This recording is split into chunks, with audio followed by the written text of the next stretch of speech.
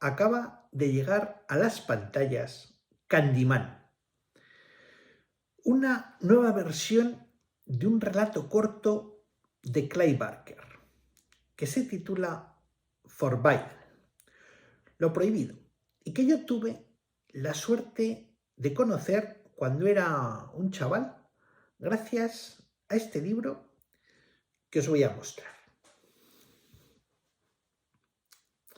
Este es uno de esos ejemplares de mi colección a los que estimo especialmente porque fue el libro que me dio a conocer a uno de los autores de la literatura fantástica más populares de las últimas décadas, Clive Barker. La historia es muy sencilla. Yo era y soy un gran entusiasta de la literatura de Stephen King y, como podéis ver en la portada, King alabó la literatura de Clive Barker. Contribuyó a popularizar su nombre, así que para un chavalín aficionado al género, que como yo lo era, resultaba fundamental hacerse con un ejemplar de sangre. Dicho y hecho, me lo trajeron los Reyes Magos y lo leí de una sentada. Contiene cuentos maravillosos, como La política del cuerpo, que es el que abre el volumen, La edad del deseo, que creo que es uno de los mejores relatos de Clive Barker, La condición inhumana, donde vais a encontrar ciertas connotaciones con el universo de Hal Reiser, y, cómo no, Lo prohibido, la estupenda narración breve en la que se basa Candyman. Bueno, este va a ser un vídeo especial, de esos largos en los que os voy a hablar de un montón de cosas. Una especie de danza macabra en la que van a aparecer unos cuantos nombres relacionados con el mundo de Candyman. En primer lugar, Clive Barker, un artista multidisciplinar vinculado no solo a la literatura, sino también al cine y al teatro, y que nunca ha llegado a alcanzar la popularidad que allá por los años 80 se le auguraba. Clive Barker ha quedado más bien relegado a la categoría de autor de culto. Me da la sensación de que es un artista con unas ideas demasiado controvertidas, que tiene una manera de entender el horror excesivamente explícita, lo que no ha terminado de abrir las puertas del gran éxito. Sin embargo, sí que es cierto que algunas de sus propuestas han originado un par de fenómenos tremendamente populares, tal y como es el caso del universo Hellraiser, tal y como es el caso de Candyman, y ya en menor medida una de sus propuestas más personales. Me estoy refiriendo a la novela Cabal y sobre todo a su versión cinematográfica, dirigida por el mismo Clive Barker, Razas de noche.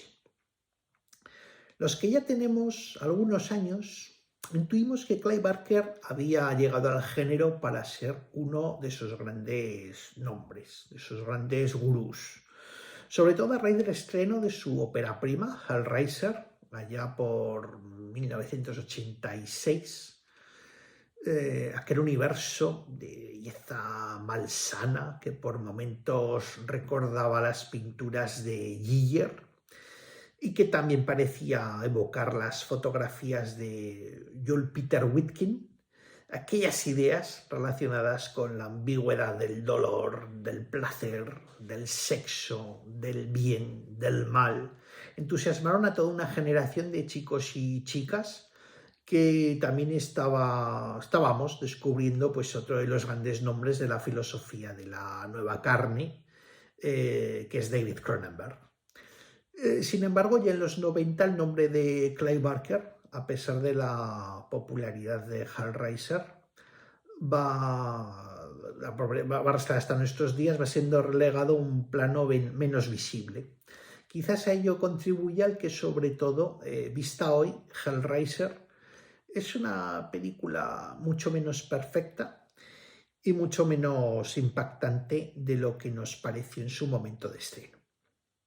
Si bien tiene una primera hora de metraje absolutamente impagable, resulta evidente que su presupuesto no estaba al alcance de sus ambiciones, que Clive Barker, director Nobel, optó por no contenerse a la hora de rodar algunas escenas como si de una superproducción de fantasía se tratara, lo que ha acabado, sobre todo con el paso del tiempo, jugando en contra de la película. Lo mismo puede decirse de su continuación, Hellbound, dirigida por Tony Randall, quien fue uno de los estrechos colaboradores de Clive Barker en el primer Hellraiser, que es una película que vista hoy, Hellbound, también queda muy deslucida respecto de la sensación que nos transmitió en su momento de estreno, produciéndose un efecto inverso al de, por ejemplo, un clásico del cine que fue denostado en su momento, como es La Cosa, de John Carpenter, pero que hoy por hoy es una de las creaciones más perfectas y más estimadas de su director. Pero en aquel entonces aún no se conocía la fortuna que correría la carrera de Clive Barker, por lo que todos esperábamos con grandes ansias el estreno de su siguiente película, Razas de Noche, que contaba además con la presencia, encarnando al villano de turno, del ya citado David Cronenberg. Y de nuevo, la mala jugada del destino. De nuevo, un presupuesto parco para una película mucho más ambiciosa que Hellraiser, que además fue mutilada en la mesa de montaje y de la que por fortuna se ha recuperado una versión en Blu-ray mucho más larga y mucho más afín a la visión de su director, de Clive Barker, y que si estáis interesados, pues yo os recomiendo que la veáis. A pesar de que Razas de Noche fue una película que nos gustó a los que somos incondicionales de Barker, sus resultados en taquilla contribuyeron sin duda a que Barker no alcanzara la notoriedad que esperaba. Por otra parte, en el terreno del videoclub, el nombre de Barker se aprovechaba para que descubriéramos un título en el que había participado como guionista antes de rodar Hellraiser, que era Rawhead Rex, que resultaba ser una serie B totalmente personal, una monster movie al uso totalmente irrelevante. Era como si todo se fuera confabulando para que Clive Barker no llegara a ser uno de los grandes. Lo que sin duda se vio también reflejado en cómo Hollywood trató una de sus propuestas más personales, que era una versión del gran clásico de la Universal, la momia, que acabó siendo una película de aventuras, como todos sabéis, para todos los públicos, con la que obviamente Clive Barker no tuvo nada que ver y que protagonizó Brendan Fraser. Sin embargo, no todo eran contratiempos para que Clive Barker fuera un nombre importante dentro del género. Su relato Lo Prohibido originó una película estupendamente facturada, Candyman, dirigida por Bernard Rose, que satisfacía las expectativas de los seguidores de Clive Barker, volviendo a darle notoriedad entre el gran público. El Candyman de Bernard Rose, que es del año 92, es una película de serie B que, a diferencia de Hellraiser o Razas de Noche, juega mucho mejor con el presupuesto con el que cuenta. Si bien opta por una concepción del terror mucho menos original, mucho menos sugerente e inspiradora que la de las dos películas dirigidas por Clive Barker. Lo que voy a decir ahora quizás os resulte un tanto peculiar, pero una de las cosas que más me gustan de Clive Barker es su tendencia a la imperfección, su falta de armonía y su falta de comedimiento. Una especie de tendencia un poco loca que lo aboca a un fracaso relativo, pero de la que se desprenden un montón de ideas estimulantes. Es como si su universo personal se apoderara de su técnica, lo que remisiblemente conlleva a que sea un gran nombre, pero dentro de los parámetros, como digo, de los autores un tanto malditos. Si leéis alguno de sus relatos o novelas, como El juego de las maldiciones o Sortilegio, que es uno de sus textos que más me gustan, os daréis cuenta de que no son narraciones perfectas, pero como digo, sí que están repletas de grandes ideas y de grandes momentos y son tremendamente sugerentes. Pues bien, la primera versión de Candyman fue un proyecto, como digo, del director Bernard Rose, quien había rodado un par de años antes una película maravillosa que os recomiendo ver, que se titula Paper House, la casa de papel, y que aunque tiene un obvio tono fantástico, se aparta de los terrenos del miedo y del terror por donde se mueve Candyman. La dirección de Bernard Rose busca que el resultado final de Candyman no esté por encima de las expectativas y se mueve dentro de unos parámetros admisibles para el gran público al que la película va destinada. Sin embargo, resulta muy curioso si nos vamos al texto original, ya que la narración de Clive Barker es mucho menos ambiciosa en esta ocasión que el guión de la película, que es obra, por cierto, del propio Bernard Rose, y que explora e introduce muchos aspectos que no están en el cuento original de Clive Barker y que curiosamente han quedado como señas de identidad del universo de este pequeño clásico. En el cuento original, la protagonista, Helen, está preparando una tesis doctoral acerca de los grafitis y de las inscripciones callejeras. Así las cosas, su trabajo la conduce al comienzo del relato, que es muy breve, como os digo, a una zona suburbial, en la que entabla una conversación con una joven madre que se llama Anne-Marie y que la pone al corriente del brutal asesinato de un anciano llevado a cabo por un hombre que lleva un garfio en lugar de una mano. El caso es que, siguiendo las indicaciones de la tal Anne-Marie, la protagonista de la historia, Helen, descubre un espeluznante graffiti hecho alrededor de una puerta, como si el umbral de la puerta fuera la boca de la cara, en el interior de una vivienda abandonada. Helen fotografía aquello, vuelve a su casa, está muy impresionada por lo que ha descubierto y es entonces cuando Clive Barker aprovecha para presentarnos al resto de personajes de la trama, incluido un tal Trevor, que es el novio o el marido de Helen, que pertenecen al ámbito universitario y que se ponen a divagar acerca de las leyendas urbanas y del folclore.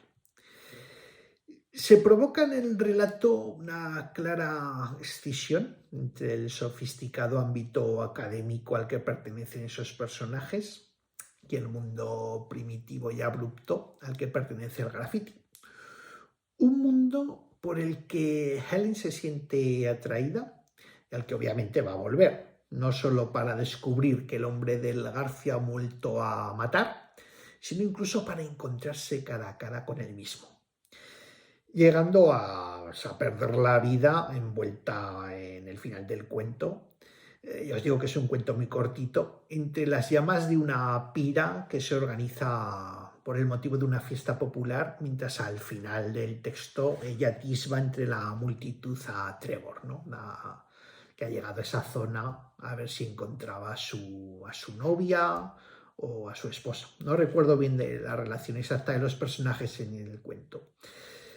El relato de Barker contrapone dos conceptos fundamentales del género, lo racional y lo irracional, entendidos como lucha de opuestos.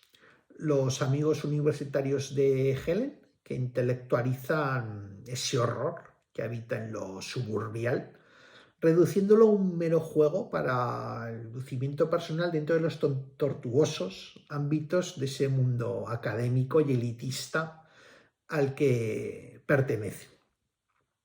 El personaje de Helen sufrirá las obvias consecuencias porque sus investigaciones desvelarán el terrible secreto que se llevará a la tumba.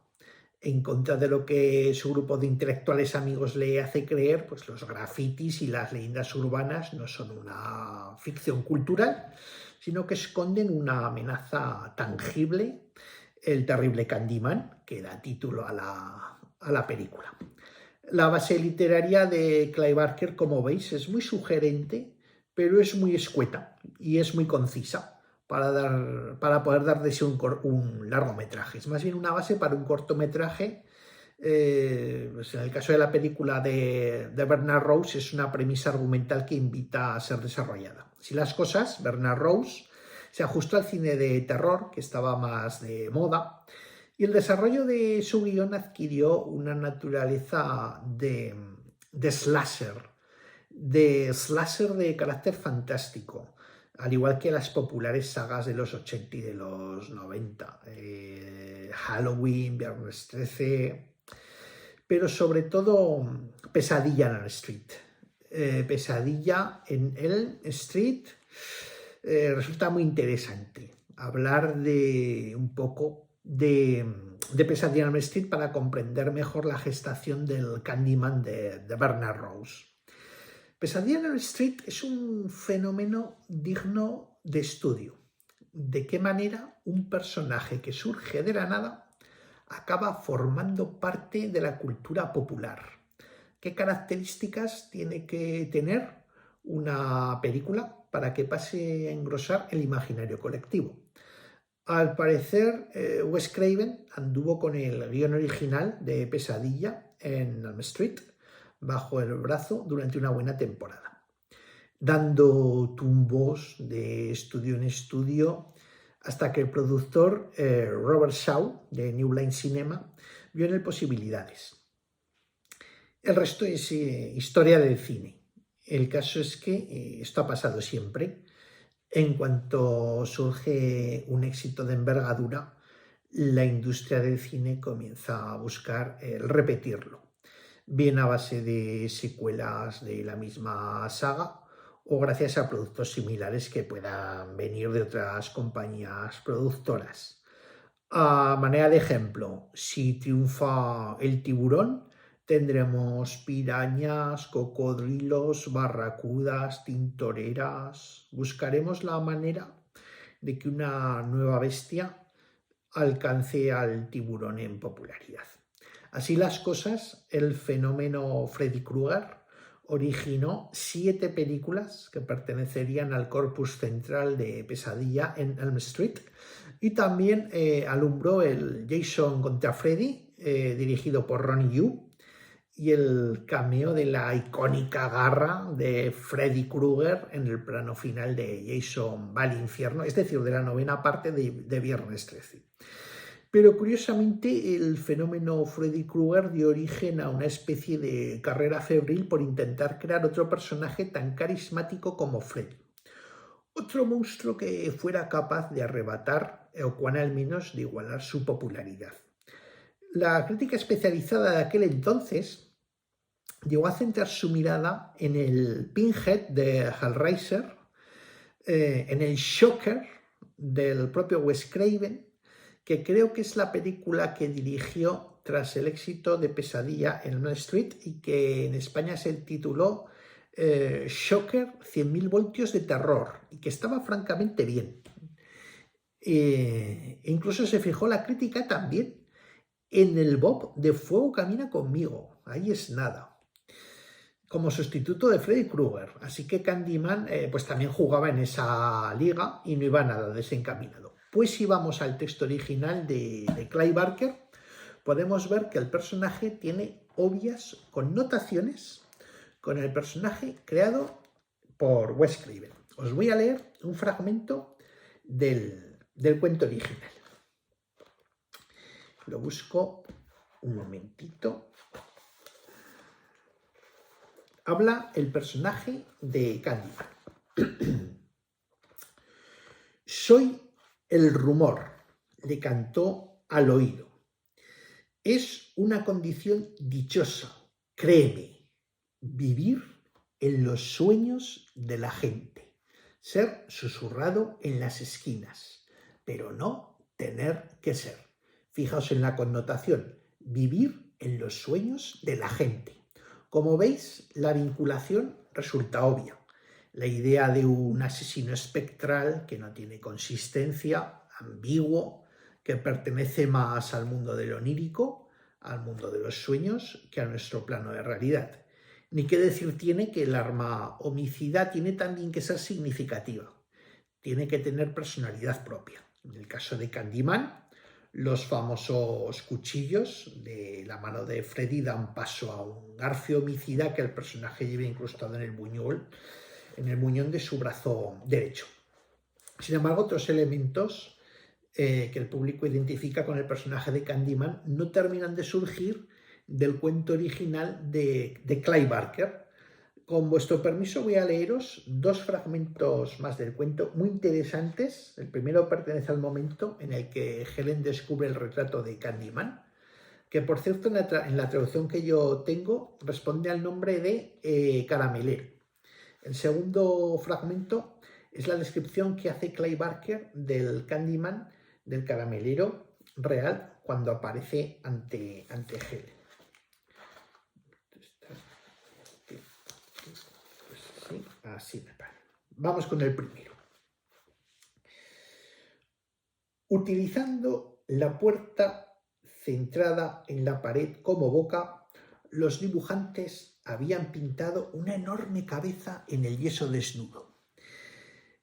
El dibujo era más correcto que los que había visto antes. Estaba plagado de detalles que le daban a la imagen una veracidad inquietante. Los huesos de los pómulos se marcaban bajo la piel color mantequilla. Los dientes, afilados en puntas irregulares, convergían todos hacia la puerta. Los ojos del modelo que había bajo el techo del cuarto se encontraban a poca distancia del labio superior, pero ese ajuste físico no hacía sino otorgarle fuerza a la imagen y daba la impresión de tener la cabeza echada hacia atrás. Por el techo había mechones enredados de pelo que salían serpenteando del cuero cabelludo.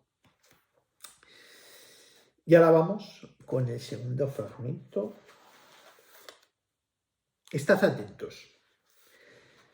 El pintor del retrato no había plasmado una fantasía. El dibujo que aullaba desde la pared se reproducía en cada detalle en el hombre que tenía ante sus ojos.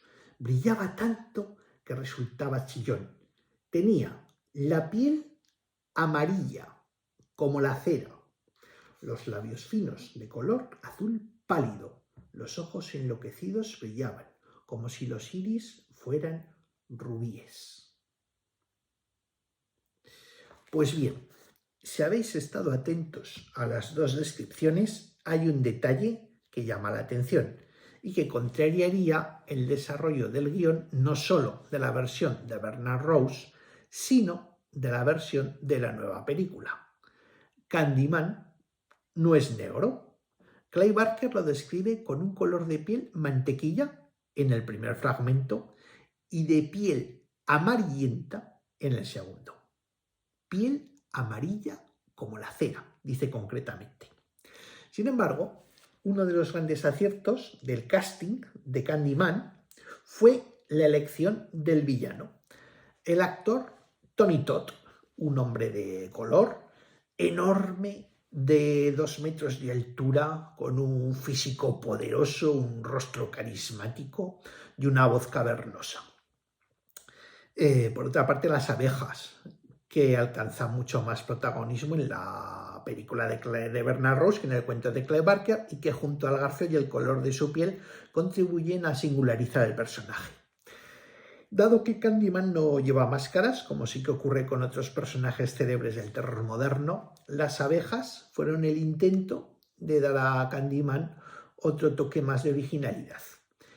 Pero lo que quizás más se recuerde de la película de Bernard Rose sea la manera de invocar al asesino del más allá, directamente vinculada a juegos derivados de las leyendas urbanas, siendo el célebre Momo uno de los más recientes, consistente, en la ocasión de Candyman, en pronunciar su nombre 5 veces ante un espejo. Un recurso, obviamente, perfecto para crear suspense y sustos efectivos en la gran pantalla. ¿Consiguió Candyman la popularidad buscada?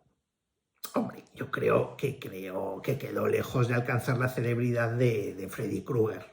Pues es un personaje que no se presta ese humor negro, ese cinismo de Freddy Krueger, que también supo ver y explotar el actor Robert Englund. Candyman conecta menos con el público, es mucho más sobrio y por ende resulta más cruel y menos amigable. Eso no quiere decir que no sea uno de los grandes personajes del cine de terror moderno, con 3 entregas a sus espaldas durante los años 90. La de Bernard Rose del 92, la de Bill Condon del 95 y la de Tony Meyer del 99. Sin embargo, y curiosamente, el asesino cinematográfico más popular de los 90, pues con el permiso del doctor Lecter, fue nuevamente una creación del gran Wes Craven. Ghostface, el popular o los populares criminales de la saga Scream. Y así llegamos de salto a 2021. Los jóvenes cineastas y escritores de aquel entonces ya son veteranos o muy veteranos. Y aparecen nuevos nombres en la industria que sin duda pues han bebido de aquellas fuentes y pretenden utilizarlas y pretenden revitalizarlas. Y así las cosas, los jóvenes entusiastas de los años 80 y 90 pues nos hemos transformado en papás y en mamás empeñados en transmitir nuestras aficiones a nuestros hijos. En mi caso, he llevado a cabo el frustrado intento de llevar esta misma tarde a mi hija a ver esta nueva versión de Candyman y me ha dicho que me fuera yo. Creo que había quedado con unas amigas para ver las 3 partes de La calle del terror en Netflix.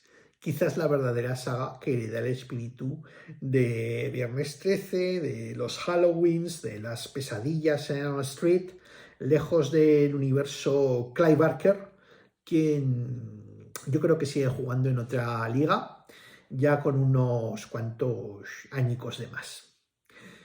El caso es que el primer nombre que nos llama la atención de la nueva versión de Candyman es el de Jordan Peele, uno de los grandes talentos del actual cine de terror, que sabe integrar perfectamente la problemática racista y el cine de género, tal y como dejan constancia 2 películas estupendas escritas y dirigidas por él mismo, que son Déjame salir y Nosotros.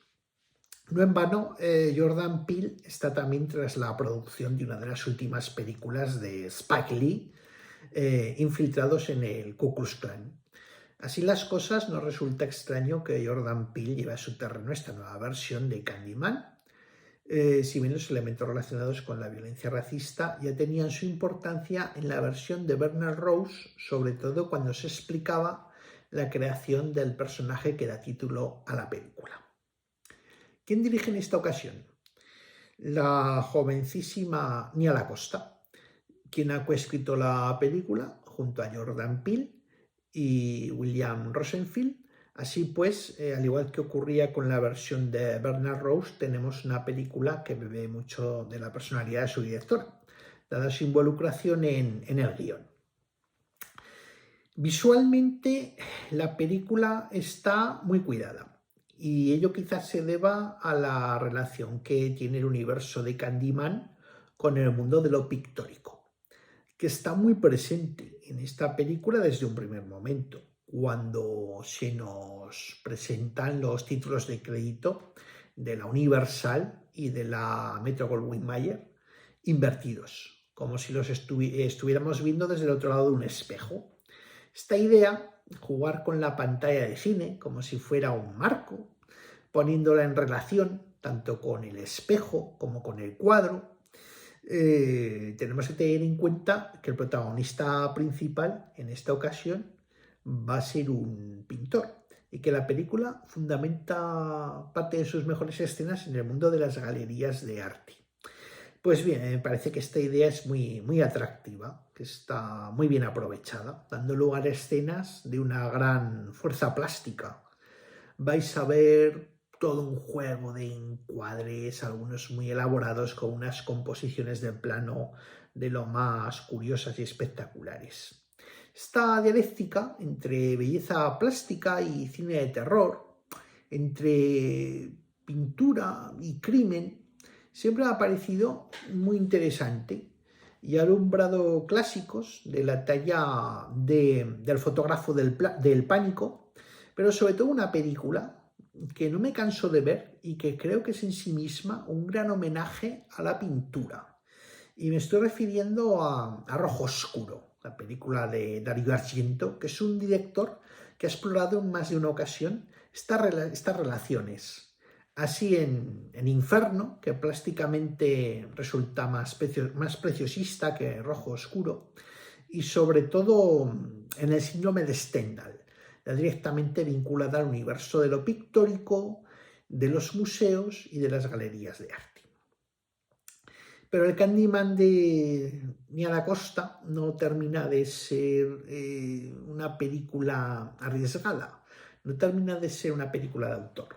Quizás la escritura de su guión a tres manos hace que los aspectos que a mí me han parecido más interesantes acaben diluyéndose en un juego que a veces apuesta por la crítica de carácter social, entiendo, como ya antes os he dicho, en la reciente problemática racista norteamericana relacionada sobre todo con la brutalidad y los crímenes perpetrados por la policía, y que tampoco deja de lado las pinceladas relacionadas con el cine de terror orientado al público juvenil y adolescente. Tenéis que tener en cuenta que Nia Da Costa, antes de rodar Candyman, dirigió un cortometraje de 3 minutos de título homónimo y de dibujos animados basados en la técnica de las sombras chinescas, que sirve de base y que aparece en este largometraje, por lo que nos resulta descabellado pensar en la importancia que la directora ha sabido darle al apartado estético de la película. Y que cuenta, por cierto, con una fotografía estupenda. Me ha llamado la atención que el nombre de Clive Barker no aparezca en los títulos de crédito iniciales. Si os quedáis a ver los títulos de crédito finales, sí que encontraréis su nombre junto al de Bernard Rose. La pregunta que me hago es si en caso de ser una narración de Stephen King, también hubieran obviado el crédito en los títulos iniciales o en el cartel promocional de la película. Parece que de una manera u otra la suerte no termina de sonreír al amigo Clive. Al margen de esta curiosidad, me ha parecido que el juego que establecen este nuevo Candyman, tanto con la película de Bernard Rose como con el relato original de Clive Barker, resulta inteligente. Lo primero que sorprende es que no estamos ante un remake, sino ante un título que continúa y que utiliza tanto la película del 92 como el relato de Clive Barker. De hecho, aparece en una escena una fotografía de Virginia Madsen, la protagonista de la primera versión, y su voz en off también suena en la versión original de la película.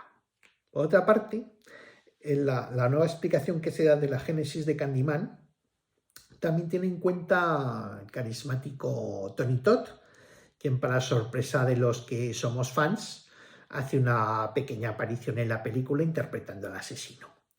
Respecto del relato de Clive Barker, Lo Prohibido, se lleva a cabo una especie de reescritura del mismo a través de esa técnica que os he referido antes y que fusiona los dibujos animados con las sombras chinescas. Y por otra parte, se reutilizan algunos de los personajes del cuento original, tal y como es el caso de Anne-Marie, que en esta ocasión resulta la madre del protagonista, mientras que en el relato original era la madre de un bebé raptado y asesinado por el hombre del garfio. También parece que los creadores de este nuevo Candyman no puedan quitarse de encima la estela del clásico de Wes Craven, antes mencionado, Pesadilla en Elm Street. Es que esta nueva versión tiene un momento que parece directamente extraído del título de Wes Craven, cuando el protagonista de la película acude a casa de su madre y ésta le da las explicaciones pertinentes respecto de la amenaza a la que se van a enfrentar. buenos actores y una muy buena banda sonora con un tema principal pegadizo, de esos que acabas tarareando mientras conduces de camino a casa. En resumidas cuentas, una buena película que viene a expandir el fascinante universo de un artista de gran imaginación y talento como es Clive Barker. Un último apunte a manera de anécdota. Nos trasladamos a una velada nocturna en el Festival de Sitges hace unos cuantos años, antes de la pandemia. Una sesión doble de películas, de cuyo título ahora mismo no me acuerdo, basadas en relatos de Clive Barker. ¿Y quién estaba ahí? Gran sorpresa, Clive Barker. Yo en las primeras filas, testificando no ya su británica manera de hablar inglés, sino sobre todo las vestimentas que llevaba. Colorines, colorines y más colorines. Aquello era para verlo. Una especie de prenda de desigual, hipervitaminada, que no pegaba nada con el universo oscuro y tenebroso de sus más célebres pesadillas literarias y cinematográficas. Muchas gracias.